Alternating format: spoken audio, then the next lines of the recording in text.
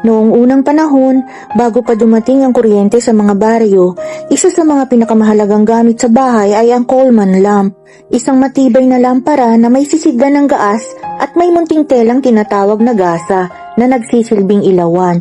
Sa bawat gabi, bago magsimula ang hapunan o kwentuhan, maingat itong pinupuno ng gaas at pinapainit ang gasa hanggang sa ito'y magliwanag ng maliwanag. Ang kanyang ilaw ay tila bituing bumaba mula sa langit, mainit, malinis at kayang magbigay liwanag sa buong paligid. Sa liwanag ng Coleman, nagtitipon ng pamilya, nagkukwentuhan at nagbabalitaan. Ang mga batay naglalaro sa gilid habang ang matatanda ay nakaupo, nakikinig sa kwento ng nakaraan. Bawat sindi nito ay may parang hudyat ng pagsisimula ng gabi, gabi ng tawanan, kwentuhan at pagkakasama-sama. Minsan kapag dumadaluyong ang ulan at malakas ang hangin, tanging Coleman lamp lang ang matatag na nagbibigay ng liwanag sa madilim na silid.